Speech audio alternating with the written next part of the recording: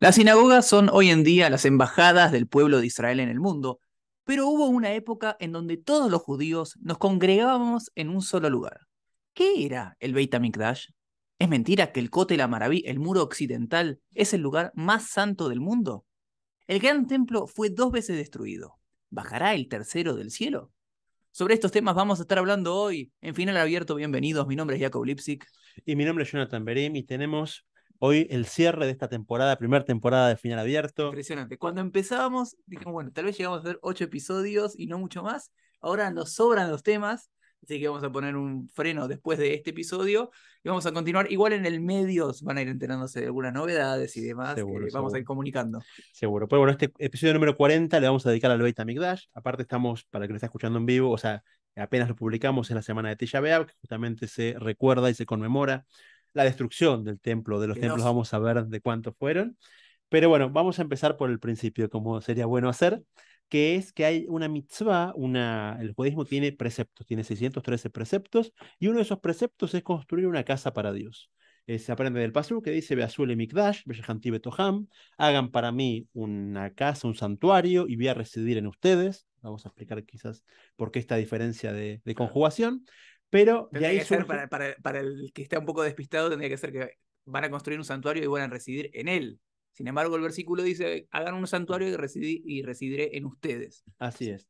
Y bueno, esto ya es un versículo de la Torá. El Rambam y la mayor parte de comentaristas lo enumeran como una de las mitzvot de la Torá, que, o sea, uno de los preceptos, de los 613 preceptos que el judaísmo establece. Y bueno, que este precepto tardó un poco en cumplirse. Sí. En realidad hubo una versión, por así decirlo, temporal, que es la que acompañó al pueblo de Israel en el desierto, el famoso tabernáculo o el Mishkan, Así es. pero era una versión como desmontable de lo que tenía que ser finalmente cuando conquistaran la tierra y se establecieran en la tierra de Israel. Era, como decíamos antes, la previa al Beit HaMikdash fue el Mishkan que a lo largo de todo el tiempo lo acompañó al pueblo de Israel y después incluso cuando entraron a la tierra de Israel también Así estuvo el es. Mishkan dando varias vueltas. Sí, los utensilios que hacían falta para el Beit HaMikdash ya se hicieron cuando se hizo el Mishkan, o sea que esos utensilios que estaban en esa casa rodante divina, quizás hacemos un capítulo entero sobre el Mishkan que Ah, vamos pensé a sobre ver. la palabra utensilios, que es horrible, pero Sí, pero, es la que pero es la traducimos. correcta. Entonces, los muebles, si querés, el mobiliario. Entonces, el mobiliario del Mishkan fue después pasado al Beit HaMikdash cuando se hace, pero para que sepamos de qué constaba, siempre cada elemento tenía su significado espiritual y profundo, Sí. pero básicamente estamos hablando de la famosa arca del pacto, el Arón Abrit, donde estaban adentro las lujot, las famosas tablas de la ley que Dios bajó, que Moshe bajó, escritas por Dios, las primeras las rotas y también las enteras las guardaron todas en una misma Claro. caja, es la misma que encuentra después Indiana Jones unos años después, Ah, sí. es la misma, Ah, sí, mira. sí. Se la El, llevaron los yankees. sí, se la llevó, sí. En los romanos, en realidad, hay toda una. Hay todo un tema de cómo Sí, fue, a dónde terminó parando, pero bueno, era como el elemento central era este, justamente, sí. que era el representante del pacto entre el pueblo y Dios. Después estaba la menorá, que era un candelabro, que también se después terminaron robando los romanos, Sí. ya es otro, no es el original. Y La mesa. tenían en la mesa un shulhan, tenía una cantidad de cierta de panes, se mantenían frescos toda la semana. El primero era tipo de heladera horno, porque Claro. mantenía frescos, pero calentitos. Entonces duraban toda una semana. Estaba los dos altares. Había un altar que era para incienso, donde se quemaba incienso, eso es una especie de saumerio, más para cercano al saumerio que tenemos hoy en día. Se quemaba incienso, se quemaban especies aromáticas. Y el otro donde se faenaba y se quemaban totalmente los animales y Sí, el demás. otro era mucho más grande, que ya Claro. era como para los animales, para la carne. Había una especie de canilla para lavarse las manos, el kior. Sí. Y Y también estaba, que fue interesante, ya lo vamos a ver enseguida, el tema, todo lo que fue al final guardado para que no fuera robado y demás. Estaba la famosa vasija con el también. man, ¿sí? Es decir, se guardó una muestra de lo que era el man en una vasija y además estaba el bastón de Aarón a Cohen, ¿sí? También que se Sí. guardó y fue. Después se escondió para que no fuera robado. Y también la serpiente de cobre, que hace Ah, Moshe en el desierto, también quedó guardada ahí. Después, ese mismo relato del Tanaj cuenta cuando son eliminados ciertos elementos. La serpiente de cobre después le atribuyeron poderes curativos, termina siendo eliminada. El man se usó después, cuando en un momento la gente se dejó de estudiar Torah y se dedicaba completamente al sustento, y vino uno y le abre la vasija y le dice: Mira, escúchame, ¿tenés mirá problema lo del que comían. sustento? Mira lo que comían ellos, como que no había problema del sustento. O sea, si vos querés, Dios te va a proveer lo que está faltando. Y así un montón de situaciones a lo largo de la historia muy enriquecedoras que circularon en torno al Beit HaMikdash, pero bueno, esto era lo que estaba en la casa esta rodante provisoria del desierto. El pueblo judío pasa los 40 años llevando, montando y desmontando esto en todas las Claro. paradas del desierto. Entran a Israel, se instalan en varios lugares, fue cambiando de lugar. 14 años para conquistar, ¿sí? 14 años para la conquista, después, incluso después de la conquista, empieza la época de los jueces y tampoco se construye el Beit HaMikdash. La opción del el Beit HaMikdash recién aparece con la monarquía en el pueblo de Israel. El primer rey, el rey Shaul, no había conquistado, no llegó a conquistar la ciudad de Jerusalén, la ciudad de Jerusalén, por lo que él no tiene ni siquiera el proyecto de hacer el Beit HaMikdash, aparentemente no es contado en ningún lado, y se surge con el rey David. Sí. A todo esto pasaron esta cuestión que era bastante temporal, si alguna vez se queja, bueno, ¿cuándo vamos a cambiar las sillas? ¿Cuándo Sí. se va a cambiar la mesa? Bueno, el Mishkan, que supuestamente tenía que ser algo temporal, fue más de 400 años que usaron esto Sí, temporal. casi 500 Ya años, lo casi vamos a 5 cambiar, ya siglos. lo vamos a cambiar. Sí. Pero bueno, Así que porque la próxima que su esposa se queje, dígale que es temporal nada más. Son 480 años y termina. Pero obviamente había una imposibilidad técnica. Primero, la cuestión del reinado y la segunda de estar en la tierra de Jerusalén, porque, bueno, como mencionamos, tenía que ser un lugar específico. No es que, bueno, vimos un terreno que está en oferta, compremos ese, sino que, como ya sabemos a esta altura, para el judaísmo todo lo que tiene que ver con la cuestión material tiene su discurso también a nivel espiritual. Entonces, el lugar para construir el Beit HaMikdash tenía que ser precisamente en donde fue construido y no en otro. Sí. No estaba conquistado, no estaba bajo el reinado, y entonces hubo ciertos impedimentos que nos hacen llegar hasta el mandato del rey David. Así que en la Torá siempre habla del lugar que Dios va a elegir. Claro. ¿Vas a hacerlo dónde? En el lugar donde Dios va a elegir, Dios va a elegir. ¿Dónde va a elegir Dios? ¿Por dónde empezamos Claro. a buscar? Cuando el rey David se escapaba del rey Shaul, porque hubo una especie de interna palaciega que va para otro episodio, pero el rey Shaul lo quería matar a David cuando se entera que va a tomar el reinado en lugar de su propio hijo, Jonatán, que era el sucesor, Que era gran amigo de David. que era un amigo de David. Es otro tema más complicada la novela. Sí, en la segunda temporada. Sí, y entonces en ese momento el rey David está escapándose, se encuentra con Shmuel, con el profeta Shmuel, y ahí determina, mira, por la altura, por la posición, este es el lugar. Claro. Y como que ya le quedó a David en la lista, bueno, en la propiedad tal y tal, busquemos a quién pertenece y comprémosla. Y eso quedó como el mandato de la primera localización de ese famoso lugar que la Torah hablaba, de el lugar que elija Dios. Ahora, respecto al rey David, hay una frase muy conocida porque, como sabemos, el rey David se convierte en el monarca de Israel, un gran guerrero con muchas conquistas y demás. Y obviamente uno de los objetivos que tenía era justamente construir finalmente el Beit HaMikdash. Ahora ocurre que se lo impiden, ¿sí? Se lo impiden los profetas, Natán, el profeta, si no me equivoco, fue Natán, el que le da a entender que él no va a poder construirlo. La famosa frase es porque es una persona que derramó mucha sangre, ¿sí? Tenía mucha sangre en sus manos. Entonces, si bien él hizo, el rey David generó las bases para la construcción, también adquirir los terrenos y demás, no fue él el encargado de llevar a cabo esta gran obra, sino que se la deja para su sucesor, que iba a ser el rey Shlomo. Sí. Sobre David mismo, como dijiste que compró el terreno, el Beit HaMikdash iba a ser un lugar de culto para todo el pueblo de Israel.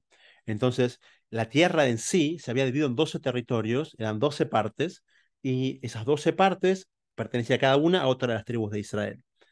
Ahora bien, ¿cómo hacemos para que el Beit HaMikdash sea parte de todas las tribus? Entonces, a David junta dinero de todos y adquiere un granero, en ese momento se usaba para guardar granos, de Arabná el Yebusí, Jebuseo, donde se había descubierto que era la locación correcta, la pertenecía a esta persona, y fue y se la compra con ese dinero que recaudó de todas las tribus para que todas colaboren con esa obra. Y terminó estando, había una tradición que él tenía que estar en el terreno de Binyamin, y el Sanedrín tenía que estar en el terreno de Yehudá, pero el Sanedrín se sentaba en el Beit HaMikdash. Entonces, ¿cómo hacían? Entonces quedó que parte del Beit HaMikdash era en la parte de la tribu de Benjamín y parte en la tribu de Yehudá, o sea, en la frontera, pero comprado con dinero de todos para que justamente sea una especie de propiedad pública y no sea de una tribu particular. Cuando decimos que tenía que ser en un lugar particular, era justamente porque era en el monte Moriah, en donde fue Akedat Yitzhak, donde también comenzó la creación del universo. Entonces, obviamente, como ya hemos dicho, no era una buena posibilidad de real estate, sino que tenía que ser un lugar espiritualmente muy elevado, iba a ser el centro neurálgico de la vida religiosa.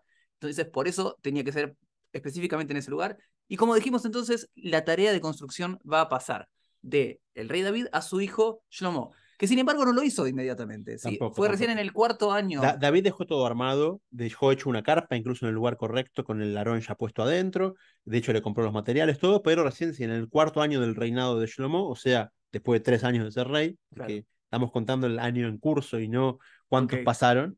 O sea, una persona que te dice cumplí 33, le dices feliz 34º año porque ya estás en tu, ya empezó. ya empezó el 34, acá lo mismo, ya empezó el cuarto año del reinado de Shaul, ¿Te de llamó? Shlomo, y ahí empieza ahí sí la obra monumental de hacer esa primera casa, esperaban que sea la única, pero nosotros sabemos que era la primera de las casas para Dios.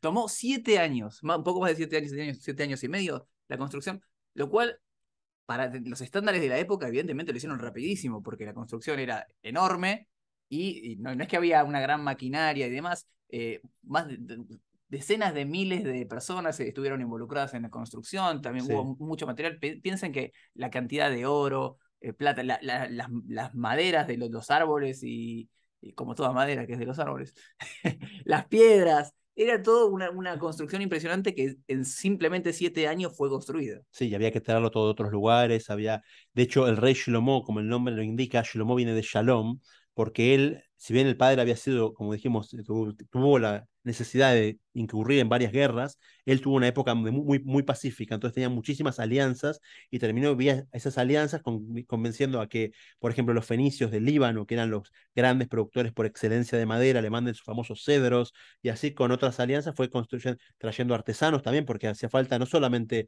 la materia prima, sino también la mano de obra. No había tanta gente capacitada en el pueblo de Israel, entonces hizo toda una especie de aprovechó esas alianzas militares y políticas para que eso logre esa construcción magnánima y en ese tiempo que ya hablamos. Entonces, termina la construcción, tenemos el centro neurálgico, como decíamos antes, de la vida religiosa, sacrificios y empiezan a haber vamos a hacer un episodio especial respecto de todas las tareas del Beit HaMikdash, por eso no nos vamos a detener tanto, pero para hablando de manera general, se comenzaron las ofrendas a Dios, las tareas de los sacerdotes, de los leviim, etcétera. Empieza a funcionar esto como el gran centro religioso, algo que se prolongó durante más de 400 años. Sí, y Sí. que hasta ese momento no era así, porque había lo que se llamaba Bamot y Claro, Asherot, o sea, de repente había los altares, como se cada llama. uno tenía su altar. ¿No? Quiere hacer un sacrificio a Dios, bueno, en el fondo de mi casa, junto piedritas, Claro.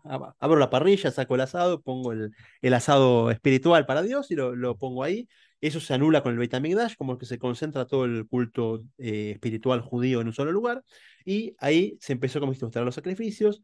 Y justo hubo una pregunta que nos llegó, una de las tantas que llegó, pero una de ellas fue quiénes traían los sacrificios, si una persona no judía traía sacrificio o no, ya que estamos, metámosla acá, porque para que sepan primero, el acceso al lugar tenía restricciones. O sea, el Beit HaMikdash era muy grande y tiene una parte donde podían entrar los hombres, una parte de las mujeres, una parte donde entraban solamente los sacerdotes. De hecho, y los no judíos también podían entrar, porque también tenían su sección. Como era una especie de estadio de fútbol que tenía cada uno su platea Claro. baja, platea alta, bueno, así mismo cada uno tenía su acceso, pero todos podían tener sacrificios. Primero había sacrificios que el mismo pueblo judío traía por otros pueblos, pensando en no solamente que nos vaya bien a nosotros, sino buscar la prosperidad del mundo entero, que ya hablaremos en profundidad. Y aparte, la gente no judía que quería mandar sacrificios también podía Sí. hacerlo, o acercarse a traer lo mismo, o mandarlo con un enviado. Obviamente las tareas, o sea, las tareas de las ofrendas y demás, sí estaban a cargo de los sacerdotes, pero la posibilidad de ofrendar estaba abierta a todo aquel que deseara hacerlo, o en muchas situaciones es que estaba obligado a hacerlo, ¿sí? Porque también, todos estamos anticipando la segunda temporada, pero hay distintos tipos de ofrendas, algunas que son obligatorias, otras que son voluntarias y demás, etcétera. Pero como decíamos antes, entonces, después de tanto tiempo de espera, desde el desierto, cargando con el Mishkan y demás, armando y desmontando el tabernáculo, después de la conquista de la tierra de Israel, más de 400 años, se construye el Beit HaMikdash y se mantiene en pie durante 410 años. Así es, sí. El tema de los años es un tema conflictivo de por sí. ¿Qué año representa cada uno? Hay años según la tradición judía, años que de repente descubren los arqueólogos. Hay un montón incluso en la tradición judía, de repente hay discusiones, Ashkenazim, Sefaradim, mi papá me dijo así, o sea, mi tradición se remonta a tal lugar. Entonces vamos a ver que hay un margen de error, no es tan grande, pero existe. Para ponerlo en líneas más o muy genéricas, digamos que la construcción del primer Beit HaMikdash se termina y se comienza a usar en el año 2000, o sea, 29-29, para acordarse, 2929 de la era Claro. judía, o sea, del calendario judío, y para antes de la era común, sea unos 800 años, 830 y pico de años, de vuelta, más menos, pero estamos hablando de en el siglo IX, antes de la era común, que empieza a funcionar el tabernáculo, el Beit HaMikdash, primero el primer Beit HaMikdash. En la mitad hay casi una invasión de Sanjerib, que es boicoteada. el rey de Egipto en un momento conquista Israel y saquea al Beit HaMikdash, o sea que no fue todo Sí, tan obviamente, liso. en 400 años de historia muchos habrán intentado hacer Hubo muchos guerras, reyes conflictos. judíos que incluso lo profanaron poniendo idolatría, porque no todos los reyes judíos fueron justos y grandes Sí, sabios. Hubo gente que era todo lo contrario, eran malos ejemplos como reyes. Entonces fue yendo y viniendo hasta su final, claro. que se da en el año, siguiendo la cuenta que hicimos antes, es el 410 años antes, es el 3338, 39, vamos a ver justamente más o menos. Estamos hablando de que en menos 420 y pico es destruido el Beit HaMikdash con la invasión final de los babilónicos a manos Yo de... me sorprendo, tenía otros años. Te No, sigo en no, por esta, eso, tenía otros no, años. hay muchos años, por eso lo aclaré antes de empezar, depende de que uno mire qué años tiene, qué año tenés vos, tíralo de ese... Yo tenía 586. ¿Eh? Bueno, por Bingo. eso, hay un montón de años, por eso lo aclaré antes de empezar, depende Vamos, de qué uno vamos, se vamos fija. con tu cuenta. Está el Seder Adorot, que es el libro de las generaciones, que es el que usa Rashi para hacer las cuentas, pero después Rashi tira unos años que no coinciden con la realidad y de repente la historia dice otra cosa. Entonces, es un tema que está en análisis y quizás hagamos un episodio también sobre el tema de los años. Hay años que desaparecieron de la historia. De repente uno cuenta la historia por un imperio y por otro, y al judaísmo le faltan 140 años. ¿Y qué pasó acá? Se quemó la Entonces, hoja. sí, sí, justamente uno vino, arrancó las Se hojas traspapeló. y se pasaron. Por Pero eso, bueno, no importa. Lo importante es que, según las cuentas, a mí como está establecido, es que 410 años estuvo en pie hasta que, lamentablemente, tantas invasiones, tantas guerras, cayó un 9 de Ab, sí, ¿sí? sí, el nuevo de Ab, En manos de los babilonios. sí, a manos de Nebucodonosor. O sea, Ok, no es solo una nave en Matrix, sino que ok. es el nombre de Nebuchadnezzar. Nebuchadnezzar, el famoso rey que te conquista y destruye el reino de Yehudá. Y ahí el pueblo judío va al exilio en Pero Babilonia. es interesante, el rey sí era un rey muy tzadik, fue bajo el mandato del rey Tzidkiyahu, si no me equivoco. El final, sí, ¿eh? ¿Era rey tzadik o ahí me confundí? Sí, Tzikiao era tzadik, Ok, sí. era tzadik, como su Dale. nombre indica. Ok, perfecto. Entonces, cuando cayó fue en oposición a la invasión. Digo porque muchas veces los reyes, como decías antes, había bastante connivencia con los invasores. En este caso intentaron resistir y los babilonios destruyeron el Beit HaMikdash un 9 de Ab. Esta es la primera destrucción, también ocurre el 9 de Ab, una fecha que es trágica para el pueblo judío. También lo mencionamos en el episodio también de Duelo, Del hablamos duelo, de esta tal cual. fecha, que también tiene que ver con los Meraglim y demás. Es una fecha que estaba marcada para una desgracia en el pueblo de Israel. Algo que es importante, que ayunamos el 9 de Ab y ayunamos en Yom Kippur, también son los dos grandes ayunos, los dos más famosos, pero en Yom Kippur en realidad va a ser una fiesta. 9 de Av es una fecha trágica para el pueblo de Israel y, como decimos recién, primera destrucción del Beit HaMikdash, un 9 de Av y al exilio. Al exilio, 70 años. El exilio comienza bajo Babilonia, pero después Persia conquista Babilonia, así que la provincia que en ese momento se llamaba provincia de Yehud, todavía no era Judea, pues Judea es un nombre más latino-romano, pero es el mismo, todo tiene el mismo origen que el nombre Yehudí, el Mm. judío.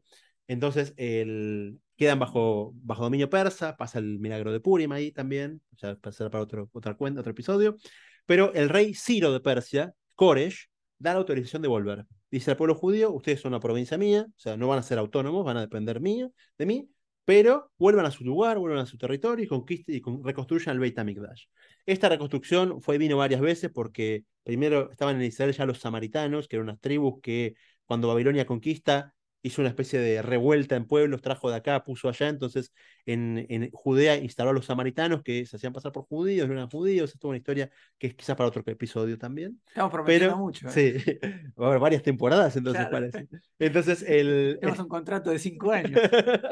en ese momento, entonces, reciben la autorización, los samaritanos empiezan a hablar mal del pueblo judío, cancelan la construcción, va y viene hasta que ya con la vuelta de Babilonia al mando de Zerubabel, el pueblo judío que vuelve con él, comienza así la construcción del segundo Beit HaMikdash, año 3410 de la cuenta judía, más o menos, como Claro. dijimos antes, el, chequee su propio manual de historia, y en el menos 350 más o menos, estamos hablando de que comienza la construcción, tarda, está mucho más, es más rápida que la Sí, anterior. a todo esto comienza la construcción, pero al menos la primera versión de este nuevo Beit HaMikdash era algo que, en decirlo en términos lo más positivo posible, no era lo esperado, no era lo que estaban acostumbrados. Es más, el Talmud dice que aquellos que habían visto el primer Beit HaMikdash y comparaban con esto, lloraban, porque no Sí, era, sí. no era para nada con todo el esplendor que tenía la construcción del rey Shlomo.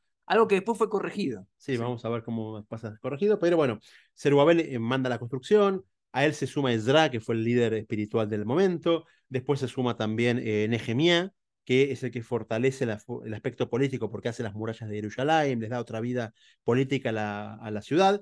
Hay una opinión del Talmud que Zerubabel y Nehemías es la misma persona. Hay Pero muchas como opiniones ahí. siempre es un problema con los años, También, te tal vamos cual, tal cual. acostumbrando. Entonces, bueno, se puede decir que estas tres figuras fueron las bases, así como fue Shlomo el responsable del primer Beit HaMikdash, Zerubabel fue la base del segundo, la construcción del segundo. Sí. Este segundo Beit HaMikdash va a tener una extensión parecida al primero, 420 años de vuelta, según la opinión de Rashi, que le están faltando años. Hay otras opiniones que hablan de cerca de 600 años de segundo Beit HaMikdash, Sí. pero tiene el mismo rol, misma función, se convirtió de vuelta en el centro neurálgico del pueblo de El Israel. problema era que faltaban cosas, sí. O sea, Muchas cosas.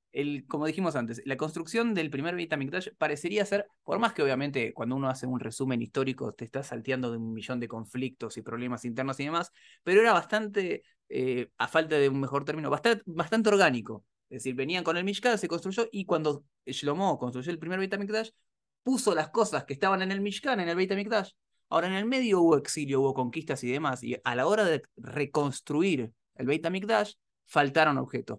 Está explicado porque se tomaron el arca, por ejemplo, con las tablas, como la vasija esta donde estaba el mano, el bastón de Aarón, lo pusieron a Genizá, es decir, no estaban, dicen que lo escondieron para que no fueran profanados, que no se lo llevaran y demás, y en realidad fue bastante lógico porque, como veremos en un par de minutos, cuando fue profanado se robaron las cosas de ahí adentro, Sí. así que dicen que hay una que fue Conflicto. Hay, guardado. hay una discusión si fue, hay una opinión que se fue llevado a Babilonia, pero la más aceptada es la que decís vos, que después hay una historia de un Cohen que casi encuentra el lugar y muere en el momento antes de revelar el escondite. Claro, Entonces se supone que están escondidos todos estos lugares y eso hacía que el Beit HaMikdash se pierda fuerza. sí. O sea, había un vínculo con Dios que se daba a través de estos elementos sagrados que en el segundo Midash, el Beit HaMikdash ya no estaba tan fuerte. Por ejemplo, estaba el Urim Betumim, que era una especie de Pectoral. un iPad de la época, está bien. Era un iPad con conexión Wi-Fi, ¿te parece la definición? Ok. Era un pectoral de oro con piedras preciosas que tenía dentro el nombre de Dios y a través del cual se hacía consultas a Dios. De repente, bueno, ¿vamos a la guerra o no vamos a la guerra? Y el mismo pectoral respondía si sí, si no, y simbolizaba los nombres de las tribus, entonces de repente iluminaba las tribus que tenían que irse a la guerra y las que no. Entonces hay una forma de comunicación con Dios mucho, pero mucho más directa que la que uno puede tener hoy en día con un rezo, incluso que la del profeta que vino posterior. Entonces, ese efecto que tiene el primer Timing Dash se redujo muchísimo con el segundo. El también, A eso sumado también lo que decíamos antes, que por más que uno puede decir, bueno, ¿qué importa la cuestión estética? El esplendor era mucho menor, ¿sí? Un pueblo golpeado que hoy vuelve del exilio, sí, etcétera. Ahora, esto, como decíamos, se modificó en realidad gracias a al reinado de Ordus. sí, antes de eso, la Ah, revuelta macabea, tenemos que mencionarla porque también estuvo vinculada con el Beit HaMikdash porque se reinaugura otra vez. El Beit HaMikdash, si bien tuvo puntos de inflexión, de construcción, destrucción, en la mitad tuvo refacciones, tuvo un montón de cosas que se fueron dando. En la época macabea es quizás la más famosa porque el imperio griego, que ya estaba, el imperio de Alejandro estaba dividido en varias secciones, esto fue con los Ptolomeos primero, después con los Seleucidas, invaden y profanan el Beit HaMikdash. Como que vamos a. siempre llegan al punto neurálgico. Bueno, ¿cuál es lo más importante para ustedes? Bueno, acá golpeemos para tocar donde les duele. Entonces profanan el Beit HaMikdash, empieza la guerra macabea, Historia de Hanukkah. la historia de Hanukkah y la reinauguración, o sea, una nueva inauguración del Beit HaMikdash, donde se recupera de vuelta la autonomía judía también, hasta que después llega Roma, y ahí sí, bajo Roma empiezan los procuradores, y uno de esos procuradores, que es en realidad el primero o el pre-procurador, que sea el cero, sí, porque sería el traspaso Antes de... de que empiece. No, sí, porque es la transición entre los reyes macabeos y los procuradores romanos. Entonces, Herodes Ordus está en el medio, justo él se casó con una mujer descendiente de los Hashmonaim, después la mata a ella, mata a los hijos, mata a todo el Bueno, pero era mundo por porque, intención, porque eh, quería porque estar justamente vinculado quería, con tal el cual, reinado. quería legitimizar su reinado. Entonces, él fue un gran déspota, como dijimos, mató a su familia, que le podía esperar a los más alejados. Después mata a todos los cabecillas judíos ideológicos, o sea, los grandes rabinos de Israel son asesinados por él. Y queda uno solo, lo había dejado ciego, que se llama Baba Ben Buta. Y en un momento, la Gemara cuenta un relato donde él se acerca a Baba Ben Buta y oculto, porque no quería que él sepa quién era, igual estaba ya ciego, o sea, pero Sí, iba a decirlo, él, pero bueno. entonces en un momento le dice, no, oculto por todo el resto de la gente que estaba con él también, ¿no? O sea, tenía que pasar desapercibido el rey del país en una situación que no era de Claro. las más legítimas o legales, y le empieza a decir, che, vos viste este Herodes, qué malvado que es, qué lo el desastre que hizo, y dice, mira, si él lo hizo por algo es, entonces como que de repente le quiere sacar Quería una ser palabra claro. mala sobre él para matarlo, y ve que no puede sacarlo. Hasta que se revela, le cuenta quién es y le dice, mira, la verdad que si hubiera sabido que los sabios de Israel son tan delicados como vos y tanto respeto a la autoridad, no hubiera matado todo lo que maté. Ahora decime, cómo reparo el daño que hice? Que es algo muy difícil de reparar. Y el Baba Ben Buta le da la idea, ¿sabes qué? Vos sos un hombre, era un hombre que le encantaba las obras magnánimas, de hecho en Israel, Como los políticos. sí, al día, tal cual, la obra pública.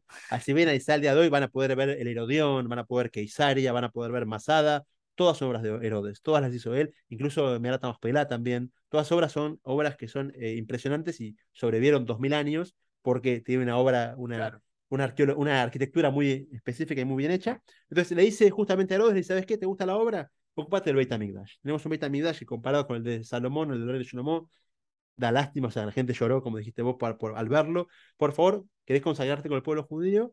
Ocupate del Beit HaMikdash. Y después, entonces, sí, recupera el esplendor.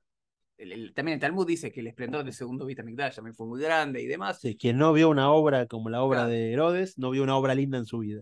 Y ahora es interesante lo que pasa ahí, que porque por la distribución del terreno, uno está construyendo una montaña, y hay un límite para cuán grande puede ser el edificio que uno haga arriba de esa montaña. Uno tiene que respetar la geología del lugar, las alturas, las depresiones. Entonces, ¿qué hace Herodes? Herodes hace algo interesantísimo, que es corta el pico de la montaña, hace unos muros alrededor de contención, rellena esos muros con tierra, con piedras, y ahí le queda una explanada muchísimo más grande que la que había antes, entonces le da la posibilidad de hacer un edificio muchísimo más grande que el anterior. Y ahí viene el mito que dijimos al principio, ya que vamos a aclarar el tema del cótel. Si Claro. todo este es la gran obra de Ordus, de Herodes, que hace con ampliación y todo, ¿dónde está el cótel en todo esto? Porque la gente cree hoy en día que el cótel es el lugar más sagrado del judaísmo. En el mejor de los casos, porque muchas veces yendo hacia la ciudad vieja, la gente piensa que las murallas de afuera de la ciudad vieja es el cótel y se sacan fotos con las murallas que están afuera y ponen la mano y empiezan a... Eso, las murallas de afuera no son el muro occidental, pero también, como mencionabas, incluso el muro occidental no es no es que del otro lado del paredón estaba el Kodesh HaKodashim, el lugar más santo. Para nada, es la muralla exterior. Es el muro de contención del que hablamos. O Claro. sea, este está puesto para estar relleno de tierra atrás, para arriba hacer la plataforma para construir Betamigdash. O sea que es un tema muy lejano, solo que como hoy en Es lo día que queda también. no tenemos acceso al Claro. monte del templo, que está en manos musulmanas, está administrado por Jordania incluso, a pesar de que Israel lo conquistó. Entonces, lo que nos quedó es eso, es verdad, es el punto más cercano. De hecho, se puede incluso ir por adentro hasta lo que sería el punto más cercano a lo que era el Kodesh HaKodashim dentro del lugar del Beit HaMikdash, que como dijimos, hay varias secciones. Estaba el patio, el Kodesh, que era la parte santa, el Kodesh HaKodashim, que era el que solo se accedía En Yom yo Kippur, accedía solamente el el Kohen Kohen, ya ni Gadol, siquiera todos los Kohanim, solo el Kohen Gadol y el Yom Kippur. Bueno, se puede rezar también más cerca de ese lugar, pero lo que nos queda es lo que hay. Pero claro. lo que queremos era el Beit HaMikdash, que era lo que estaba atrás de ese muro, arriba encima también, y a unos metros más adentro. Este segundo templo, el segundo Beit HaMikdash, también duró 420 años, ¿sí? Fue destruido por la potencia de la época, así como en su momento, no es para orgullo, pero los que nos destruyeron en la potencia. El primer templo fue destruido por los babilonios, el segundo templo fue destruido por los romanos, ¿sí? Sí, Como de comenté. vuelta el día 9 de Ab. También 9 de Ab, ¿sí? Sí, y fue destruido por el emperador Tito de Roma, hijo de Vespasiano, que iba a destruirlo, pero en el momento lo llamaron, te toca ser César, volvete a Roma, Claro. y quedó en manos del hijo. De vuelta una masacre, hay historias que llegan a hablar de más de 1 millón de judíos muertos en la guerra, ventas como esclavos, que había esclavos judíos vagando por todo Roma. Y bueno, duró, como dijimos, depende de la opinión, 420 años o casi 600 según la otra opinión. Y es interesante destacar algo que es la cantidad de Kohanim Gedolim que hubo en uno y otro, para mostrar también cómo bajó no solamente la parte arquitectónica, sino también el nivel espiritual de un Beit HaMikdash y A del ver, otro. el dato este. En el primer Beit HaMikdash, digamos que los dos fueron 400 años, para Para basarnos, redondear. para redondear. ¿Sabes? El primero hubo en total 18 grandes sacerdotes. O sea, cada uno duraba un periodo largo de años, uno pasaba un Kippur, pasaba otro, pasaba y así. Era que con solo 18 grandes sacerdotes, sumos sacerdotes, Fue durante todo el tiempo. Ahora, en el segundo Beit HaMikdash, hablando de tiempos parecidos, e incluso que le demos los 200 años extra que le da la historia, así todo, hubo 3 sacerdotes que duraron un tiempo importante, Yohanan, Shimón y Ishmael, que entre todos suman casi 100 años, un poquito más de 100 años, y nos quedan que después, en los otros 290 años, o 500 O en mejor los 500 lo que casos, fuera. hubo 300 sumos sacerdotes. O sea que podían durar a veces menos de un año cada Como uno. un ministro de Economía en Argentina. Más o menos, sí, es una buena comparación. ¿Por qué? Porque tenemos que hablar de lo que era también el sumo sacerdote como un ejemplo moral y ético. Y ya en la segunda mitad del Sí. segundo templo se desvirtuó por completo. Era un tema de quién paga más, agarra el Se cargo, compraban los cargos, se claro. compraba el cargo y pasaba que el sumo sacerdote tenía esa tarea de entrar en Yom Kippur al Kodesh HaKodashim. Y entonces solamente una persona con un carácter recontra refinado podía entrar ahí. Esta gente que por corrupción entró y llegó, no salía, al punto tal que en el segundo Beit HaMikdash se ataba al sacerdote con cadenas para cuando entraba en Yom Kippur, para poder tirar de las cadenas para sacarlo si es que no salía solo. Entonces, vemos que la corrupción también, o sea, no solamente se perdió esa espiritualidad, sino también que vemos que bajó a niveles mucho más terrenales de los que parece el ministro de Economía en Claro. Argentina, como comparado Pero no saca ni con cadenas. con Pero, también. pero un segundo, lo que sí es importante aclarar para que no parezca un resumen histórico y sin tener en cuenta la óptica del judaísmo que nosotros planteamos en este humilde espacio, que pueden apoyar siempre, compártanlo en las redes, aprovechamos el momento, es un buen momento de decir esto. Eh, Obviamente está la destrucción física, pero nosotros sabemos que, como insisto con este punto, toda la cuestión física tiene su correlato espiritual, o mejor dicho, lo que ocurre realmente es la cuestión espiritual, a veces lo que vemos tiene que ver con lo material.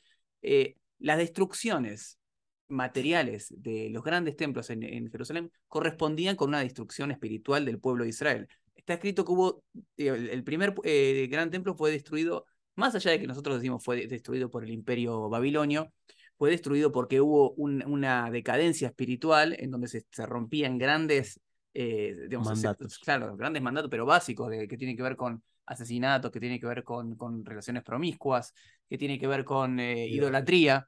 Entonces, ante esa situación, recordemos, la función del Beit HaMikdash no es faenar animales, sino que es un vínculo entre el hombre y Dios. Entonces, cuando en la casa de Dios no se respeta las reglas mínimas, Dios dice, ¿saben qué? ¿No me quieren acá? Bueno, me retiro. Si ustedes le están, por así decirlo, como si fuera que lo expulsamos por nuestro comportamiento y se destruyó el Beit HaMikdash. Justo coincidió que eran los babilonios, pero la razón real es la decadencia espiritual. En el segundo Beit HaMikdash también fue destruido. Está escrito también en el Talmud que la destrucción del Beit HaMikdash, por más que fue los romanos aquellos que tiraron abajo el edificio, la destrucción se generó por un odio entre el pueblo mismo, el famoso concepto de Sinat Hinam, el odio al interior del pueblo de Israel entre judíos, un judío con otro judío que se odiaban entre sí. Por eso está la famosa frase que cuando destruyeron el Beit HaMikdash, en realidad el Talmud dice, lo único que hiciste fue pulverizar harina que ya estaba pulverizada o algo así, digamos. Rompiste algo que ya estaba roto, porque espiritualmente se había desvirtuado todo y esto simplemente era un edificio. Así es. Y bueno, los profetas hablan de que va a haber un tercer Beit HaMikdash. O sea, no solamente el primero y el segundo, sino que va a haber un tercer Beit HaMikdash que va a estar localizado en el mismo lugar. Hoy en día tenemos un conflicto quizás para localizarlo ahí, porque está en está la mezquita El domo de la de roca. Al-Aqsa y el templo del Domo de la Roca. Pero la idea es que va a haber ahí un tercer Beit HaMikdash. Hay varias opiniones sobre cómo va a ser. Hay una opinión que dice que va a bajar construido Sí, del cielo. bastante, o sea, Rishonim sostienen que, muchos Rishonim sostienen que la construcción, que en realidad uno se sorprende, bueno, ¿qué va a bajar un edificio? Estamos hablando de milagros, ¿qué diferencia entre si baja un ladrillo o si baja todo el edificio? Estamos hablando de que tiene que ver con la mano divina, que decide, ¿saben qué? Llegó el momento de la reconstrucción del Beit HaMikdash. No es distinto para Dios bajar un ladrillo que bajar todo un edificio. Así es. Y la otra opinión dice que va a ser un construido por los hombres. Claro. De hecho, ha habido intentos de construirlo, ¿no? Sí, han habido varios, tal vez. En realidad, hablando mal y pronto, todos los años hay intentos. ¿Qué quiere decir esto? Que muchas veces hay ciertos grupos que proponen, bueno, reconstruyamos el Beit HaMikdash. En 1967, después de las guerras en donde el Estado de Israel tenía mucha fuerza, Y recuperó el claro, lugar, porque hasta ese momento era Jordania. hubo un intento bastante fuerte de, bueno, reconstruirlo. Al final no se hizo. Esto también tiene que ver con un episodio que que hemos hablado, también lo que tiene que ver con el sionismo y demás, y que está vinculado con varias ramas de cómo este Beit HaMikdash tiene que ser reconstruido. Es decir, para la visión religiosa, la reconstrucción va a pasar, como decíamos recién, por los Rishonim, viene de arriba. Digamos. Esa es la visión más aceptada. A pesar de que, por ejemplo, el Rambam, que tal vez es el sinónimo de más racionalidad occidental, por así decirlo, dice, no, que en realidad va a ser que los hombres lo van a reconstruir con una aprobación divina, pero la reconstrucción física va a ser hecha por los hombres. Así es. Bueno, y para cerrar entonces, el día de Tisha B'Av, que lloramos justamente por esta falta de los dos templos, hay una Midrash que tiene una discusión filosófica entre Platón, como el gran representante quizás de la filosofía griega, y Irmiau, que fue el gran profeta del pueblo judío que profetizó en las destrucciones y que también vivió después la destrucción. Y en un momento, hablando del tema este, dicen, pero escúchame, una persona te veo vos, un hombre adulto, inteligente, sabio, llorando por un par de piedritas y un par de ladrillos. Compra piedritas, compra ladrillos y construí. Y luego, como que no puedes llorar como un nene chiquito que llora por el muñeco que se le rompió. Y ahí es que surge también la parte filosófica de lo que es Tisha B'Av, que es que no lloramos por las piedritas y los ladrillos, e incluso al día de hoy vemos Jerusalén, la vemos reconstruida, todo el día hay obras, no podemos salir del barrio porque están construyendo acá, construyendo allá, la gente pasa que viene un año después, viene después de un año de haber venido, y dice, wow, está todo cambiado, una nueva ruta acá, un nuevo, es Es complicado, muy lindo porque para los turistas, para los que vivimos no es tan glamoroso, te la cortan las época de calles. cuando la obra está terminada está muy bueno, pero mientras durante es complicado. Pero justamente, entonces, ¿qué lloramos? Si Jerusalén está construida, aparentemente. Entonces, es verdad, el Beit HaMikdash todavía no. Pero ¿qué es lo que nos falta? Es justamente lo que nos falta es lo que hablamos al principio, de lo que representa el Beit HaMikdash. Ese contacto con Dios, esa vivencia plena de lo que es el judaísmo y la relación con nuestro Padre Celestial. Eso es lo que nos está faltando. Y por eso lloramos en Tisha B'Av, y eso lo queremos recuperar, y es lo que los libros dicen que va a venir con la venida del Mashiach, la era mesiánica y la reconstrucción del tercer templo. Y aquel que lamenta la destrucción es aquel que va a poder ver a Jerusalén reconstruida también, sí. Así es, porque justamente si te falta esa pérdida, sentís lo que te duele, vas a poder disfrutar cuando lo recuperes. Así que esperemos pronto que sea reconstruido el Beit Sí. HaMikdash Y no y tengamos que hacer una segunda temporada. también Y si es así, si nos transmitiremos en vivo desde el Beit desde el Beit HaMikdash, HaMikdash sí. seguramente. Así que los esperamos en la próxima, en la Sí. próxima Va a temporada. haber novedades, va a haber Gracias por estar novedades. ahí y va a haber novedades prontamente. Hasta la próxima.